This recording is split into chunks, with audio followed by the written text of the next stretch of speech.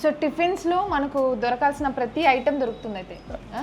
మామూలు రోజుల్లో mutton, chicken, నాటుకోడి, పాయ, కీమా కర్రీ, ఈ 5 ఐటమ్స్ తోటి ఇడ్లీ, దోశ, చిట్టి దోశ, పూరి, పరోటా, ఆపం, వీటితోటే అన్నీ దొరుకుతాయి.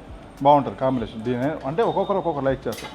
మళ్ళీ egg dosa, egg appam, egg dosa, egg appam బాగుంటుంది. డిఫరెంట్. ఈ ఎగ్ దోశ, ఎగ్ ఆపం అనేది చిత్తూరు స్టైల్.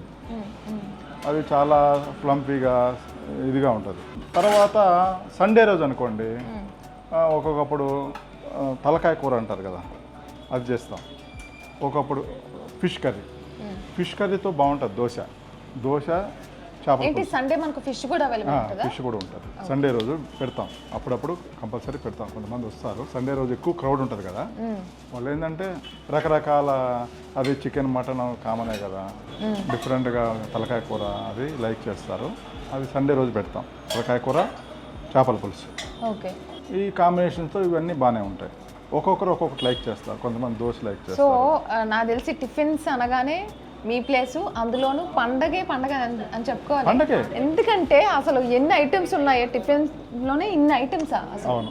దాంట్లో మేమేంటంటే అందరూ నాన్ వెజ్ టిఫిన్స్ ఇస్తారు, కానీ మేము ఇచ్చే స్టైలు ఎవరు. నేను ఈరోజు హైదరాబాద్లో ఇప్పుడు బిర్యానీకి బెస్ట్ ప్లేస్ అంటే ఒక 10 చెప్తారు. Non veg breakfast best place అంటే ఇదే. మీరు ఎవరైనా రావచ్చు, చూడమని చెప్పండి. హైదరాబాద్ మొత్తం సెట్ చేసి, ఎవరైనా టీం ఉంటే సెట్ చేసి వచ్చి మా దగ్గర తినమని చెప్పండి, మిగతా దగ్గర అన్ని దగ్గర తినమని చెప్పండి. నేను ఇచ్చే క్వాలిటీ, నేను ఇచ్చే టేస్ట్, నేను without oil, without tasting salt ఉంటుంది కదా, అది లేకుండా ఇస్తాను. అంత ఇంగ్రీడియంట్స్ అంతా కూడా ఫ్రెష్. అందువల్ల మా దగ్గర బాగా వస్తారు. ఇంకా తెలుసుకుందాము చాలా విషయాలు, చాలా ఇంట్రెస్టింగ్ విషయాలు చెప్తున్నారు మీరు ఒకసారి తినండి, టేస్ట్ చేయండి, కన్ఫర్మ్ గా తర్వాత చెప్పండి. ఇంత విన్నాక తినకుండా అసలు ఎలా ఉంటాం చెప్పండి.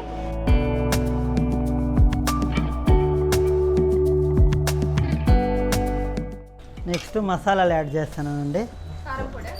కారం పొడి.